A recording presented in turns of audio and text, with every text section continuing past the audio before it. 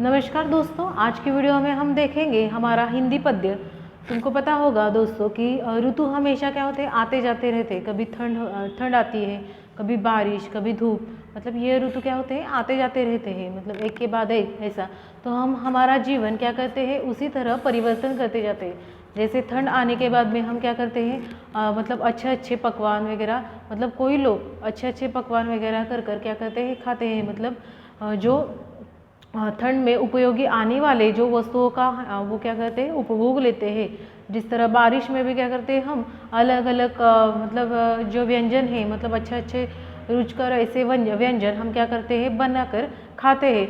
बिल्कुल मतलब उसी तरह हम क्या करते हैं, मतलब जैसे अगर मतलब ऋतु बदल जाए तब हम हमारी जो हमारे जो व्यंजन है या फिर हमारे रहने का तरीका है वो हम क्या करते हैं, थोड़ा सा बदल लेते हैं। तो आज हम उसी तरह हमारा जो यह मुकुटधर पांडे जी का जो यह पद्य है, जो उन्होंने समता की ओर मतलब कुछ लोग मतलब अपना जो तरीका है वो बदल लेते हैं। मतलब जो समता होती है, मतलब एक जैसी नहीं होती है। जो गरीब होते हैं उनको मतलब ये सारी बातें नहीं मिलती है, और जो अमीर लोग होते हैं उनको यह सारी बातें आसानी से मिल जाती है। तो हमको समता की ओर किस प्रकार जाना चाहिए, तो उन्होंने हमको यह पद्य के माध्यम से उन्होंने बताया है। तो आज हम हमारा जो यह पद्य है समता की ओर, यह हमारा पद्य देखेंगे।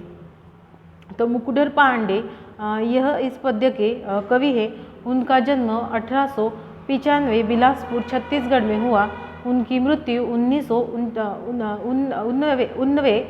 उनका परिचय छायावाद के प्रतिष्ठित कवि मुकुटधर पांडे जी ने 12 वर्ष की अल्पायु से लिखना शुरू किया है। मतलब अल्पायु मतलब अत्यंत छोटी आयु में, 12 वर्ष की आयु में उन्होंने लिखना शुरू किया है। आपकी काव्य रचनाओं मानव के प्रेम, प्राकृतिक सौंदर्य, मानवीय धैर्य, आध्यात्मिकता और गीतात्मक के तत्व पर प्रमुखता से परिलक्षित होती है। उनकी जो मतलब जो रचनाएं हैं वो मानवता के ऊपर तथा प्राकृतिक सौंदर्यता उनके ऊपर उन्होंने क्या किया है, उनका लक्ष्य केंद्रित किया है। उसके ऊपर उनकी जो रचनाएं हैं वो ज़्यादा से ज़्यादा होती है। अपने पद्य के साथ साथ गद्य में भी पूरी अधिकार के साथ लिखा है। उन्होंने सिर्फ गद्य नहीं तो उन्होंने पद्य का भी लेखन अच्छी तरह से किया है। बहुत सा लेखन ऐसा उन्होंने किया है। अपने निबंध और आलोचना ग्रंथ भी लिखे हैं। उन्होंने कई सारे निबंध तथा जो ग्रंथ आलोचना ग्रंथ जैसे ग्रंथ भी उन्होंने लिखे हैं। उनकी जो प्रमुख कृतियाँ हैं वो पूजा फल, शैलाबाला का उनका एक कविता संग्रह है, लक्ष्मणा, अनुदित उपन्यास, परिश्रम निबंध है ये, हृदयदान, मामा स्मृतिपुंज आदि। अगर उनके पद्य संबंधी बताए जाए तो प्रस्तुत कविता में कवि ने शिशिर ऋतु में पड़ने वाली अत्यधिक ठंड से परेशान प्राणियों, साधन संपन्न एवं अभावग्रस्त व्यक्तियों के जीवन मान का सजीव वर्णन यहाँ पे किया है। मतलब अगर जो शिशिर ऋतु आता है तब क्या होती है, मतलब ठंड पड़ती है, और ठंड पड़ने के वजह से जो मानवीय जीवन होता है, मतलब जो प्राणी मात्रा होते हैं, जैसे हमारे धरती पे बहुत सारे प्राणी मात्रा होते हैं जो क्या करते हैं, अपना जीवन मतलब इधर उधर बिताते हैं। जिनको जो मकान वगैरह होता है कोई नहीं होता है, और जो गरीब व्यक्ति है मतलब असहाय व्यक्ति जो होते हैं उनको भी इस परेशानी का क्या करना पड़ता है, सामना करना पड़ता है ऋतु बदलने पर। तो इसका मतलब वर्णन उन्होंने हमको इस कविता में, इस पद्य में हमको बताया है। तो कवि का कहना है कि धनवान और निर्धन दोनों भाई भाई होते हैं। जो धनवान और निर्धन मतलब जो पैसे वाले होते हैं, और जो निर्धन मतलब जिसके पास धन न हो, तो वो कैसे होने चाहिए, भाई भाई मतलब एक दूसरे के काम आने वाले, ऐसे दोनों होने चाहिए। और समाज के अमीरों को गरीबों के भाइयों की भलाई के बारे में आवश्यक विचार करना चाहिए। और जो समाज के जो अच्छे लोग हैं, जो अमीर लोग हैं, उनको हमारे समाज के जो निर्धन व्यक्ति है, जो गरीब व्यक्ति है, उनके लिए विचार करना आवश्यक होता है। अगर उनके ऊपर मतलब जो पैसे कमाने वाले व्यक्ति है उनके ऊपर अगर वो विचार करे तो उनकी जो परेशानियां है वो क्या हो जाएगी, हमेशा के लिए मिट जाएगी। वो उनको एक दूसरे की तरह मतलब एक दूसरे के साथ भाई भाई की तरह रहना चाहिए। तो हम देखेंगे समता की ओर। बीत गया हेमंत भ्रात शिशिर ऋतु आई। भ्रात मतलब क्या, भ्राता, भ्राता जिसे भाई कहते हैं, मतलब उन्होंने हेमंत को शिशिर ऋतु का भाई कहा है कि हेमंत ऋतु बीत गया और शिशिर ऋतु आया, मतलब क्या कि हेमंत का भाई शिशिर ऋतु आ गया। भ्रांत, भ्रांत मतलब भाई, जिसे हम भ्राता भी कहेंगे, भ्राता या फिर भाई।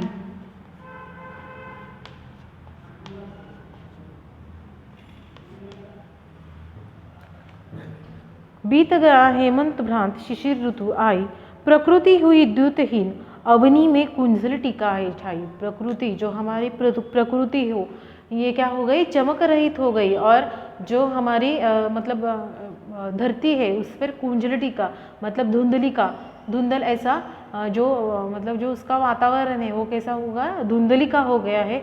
इसीलिए जो प्रकृति है वो क्या हो गई, चमक रहित, चमक विरहित हो गई है। चमक रहित होना, द्युतहीन होना मतलब क्या,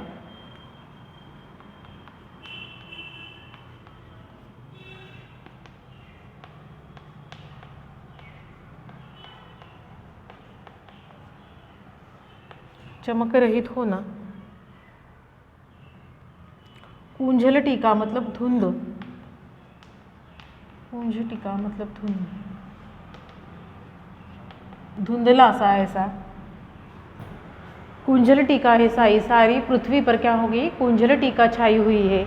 पड़ता खूब तुषार पद्मल तालों में बिलखाते, पड़ता खूब तुषार, तुषार मतलब जो ठंड है, मतलब जो बर्फ है वो मतलब ठंड के वजह से क्या हो जाता है, बर्फ जमा हो जाता है, और उस पर मतलब जो पद्म कमल है, जो पद्मल है, पद्मल मतलब क्या कि कमलों का दल, जो जहाँ पे जिस पानी में मतलब कमलों का जल, जहाँ पे बहुत सारे कमल होते हैं, उनको क्या हो गई, परेशानी होने लगी है, क्योंकि उसका जो पानी है वो कैसा हो गया, तुषार सरिका हो गया, मतलब ठंड ऐसा बर्फ सरिका हो गया है। इसीलिए जो कमल दल है, मतलब कमलों का दल, फूलों का दल है, उनको परेशानी होने लगी है।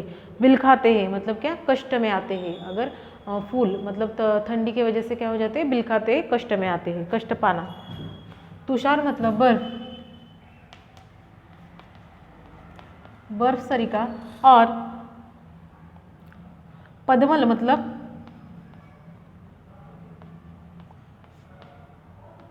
पद्मल मतलब कमल दल, तथा बिलखाते मतलब कष्ट पाते।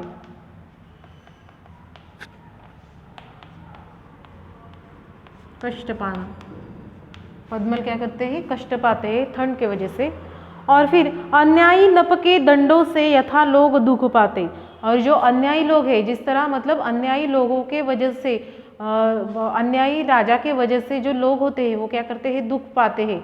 जो अगर किसी देश में अगर राजा जो है वो अन्यायी निवृत्त हो जाए तो क्या होता है, जो लोग होते हैं वो उनको क्या करनी पड़ती है, उस परेशानियों का सामना करता है। बिल्कुल उसी तरह जो पद्मल है, जो कमल है, उनको परेशानी होती है ठंड की वजह से, मतलब ठंड गिरने की वजह से उनको वो बिलखनाने लगते हैं। उसके बाद निशा काल में घोर घरों में निज निज जा सोते हैं। निशा काल मतलब कि रात समय, अगर बहुत ठंड गिर जाए, मतलब बहुत ठंड हो जाए तो क्या करते हैं, निशा काल मतलब रात समय लोग क्या करते हैं, अपने घरों के अंदर जाकर सो जाते हैं, घरों में निज जाकर सोते हैं। देखो हमारे यहाँ पे भी ऐसे होता है, अगर बहुत ठंडी गिर जाए, बहुत ठंड का मौसम अगर हो जाए तो हम क्या करते हैं, मतलब घरों के अंदर से निकलते नहीं, घर के अंदर में जाकर हम क्या करते हैं, मतलब ज़्यादा से ज़्यादा आराम लेने का प्रयत्न करते हैं ठंड के वजह से। तो बाहर श्वान स्वार चिल्लाकर बार बार रोते हैं। श्वान, श्वान मतलब क्या, कुत्ते, और स्वार मतलब गिधड़। जो कुत्ते और गिधड़ होते हैं वो क्या करते हैं, बाहर चिल्लाते रहते हैं, और जो लोग होते हैं वो क्या करते हैं, ठंड की वजह से घर में रहते हैं। और जो एक प्राणी मात्रा है, जो कुत्ते और गिधाड़ वगैरह, उनको क्या होता है, उनको घर नहीं होता है, इसीलिए वो क्या करते हैं, ठंड की वजह से चिल्लाते इधर उधर घूमते रहते हैं। अर्धरात्रि को घर से कोई जो आंगन को आता, अर्धरात्रि मतलब क्या, रात के समय अगर कोई अपने घर के बाहर आता तो शून्य गगन मंडल को लख यह मन है भय जाता। लख मतलब क्या, कि शून्य गगनमंडल में, मतलब अगर कोई इंसान ठंड के मौसम में अगर आधी रात्रि को, मतलब आधी रात होने के बाद अगर कोई इंसान अपने घर के बाहर आकर अगर ऊपर देखता तो उसको कैसा सारा गगनमंडल एकदम शांत लगता है, क्योंकि उस समय क्या होता है, ठंड की वजह से सारे लोग अपने अपने घरों में जाते हैं और उसकी वजह से मतलब अगर हम बाहर देखें ठंड के मौसम में आधी रात को तो एकदम डरावना सा ऐसा महसूस होता है। अर्धरात्रि को घर जो आंगन में आता तो शून्य गगन मंडल सा लगता। तारे निपट मालिन चंद पांडुवर्ण ही पाया। तारे भी क्या होता है, पांडुवर्ण, मतलब जो चंदा मामा है उसमें भी क्या होता है, सफ़ेदपन छोड़कर पीलापन आ जाता है, और मानो किसी राज्य पर ऐसे राष्ट्रीय कष्ट कुछ आया। और चंद्रमा पे इस प्रकार मतलब इस प्रकार वो पीला हो जाता है, जैसे ऐसे हमको लगता है जैसे राष्ट्रीय मतलब कुछ राष्ट्र पे कुछ संकट आया हो, बिल्कुल इसी तरह वह चंद्रमा दिखता है। धनिकों को है मौज रात दिन है पोबारे। पोबारे मतलब क्या, लाभ का अवसर उठाना। जो धनिक लोग होते हैं उनको वो क्या करते हैं, इस लाभ का मतलब इस ठंड का क्या करते हैं, मजा उठाते हैं। पोबारे मतलब क्या, लाभ का अवसर उठाना। पोबारे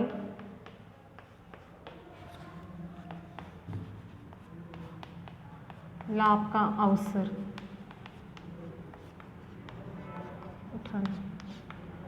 जो धनवान व्यक्ति होते हैं वो क्या करते हैं, इस लाभ का मतलब इस ठंड का क्या करते हैं, लाभ उठाते हैं, उसका आनंद लेते हैं, और जो उसमें कुछ बातें हैं वो मतलब जो अच्छी बातें जो होती है, जैसे खाने के व्यंजन वगैरह वो बनाते हैं।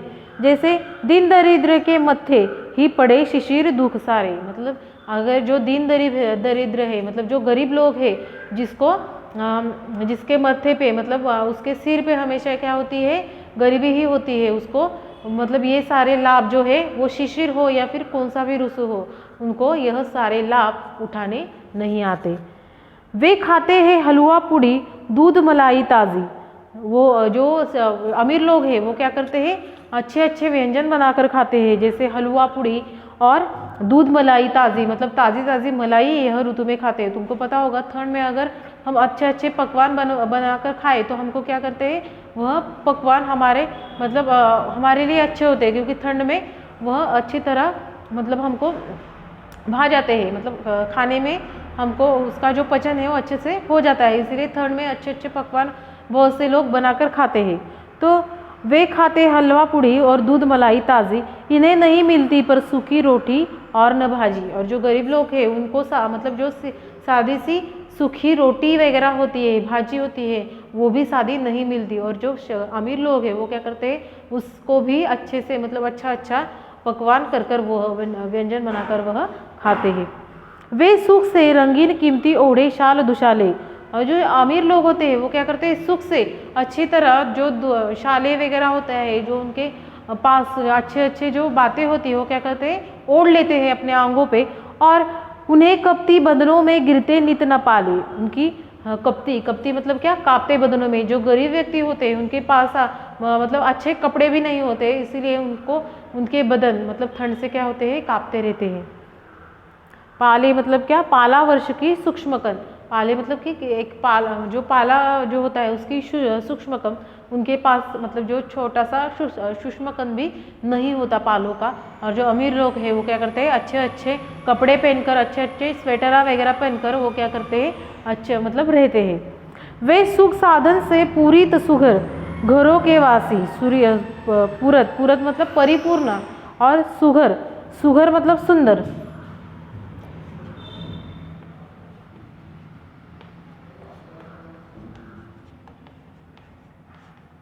सुगर मतलब सुंदर, घरों के वासी, इन्हें टूटे फूटे घर में छाई सदा उदासी। जो अच्छे घरों में रहने वाले लोग हैं वो क्या करते हैं, अच्छे घरों में जाकर रह जाते हैं मतलब ठंड की वजह से। और जो अगर गरीब हो तो गरीब क्या करता है, इन्हें टूटे फूटे छाई उदासी, मतलब वो सारे टूटे फूटे बातों में ही क्या कर लेता है, उसका जो बसर है वो कर लेता है। पहले हमें उदर की चिंता थी। उदर मतलब क्या, कि पेट।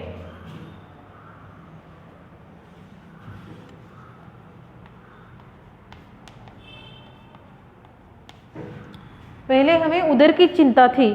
कदापि सताती माता सम थी, प्रकृति हमारी पालन करती जाती। हमें क्या करती थी पहले, मतलब पेट की चिंता थी, और जो हमारा खेत है वो क्या करता था, हमारा पालन करता था, हमारा पोषण करता था।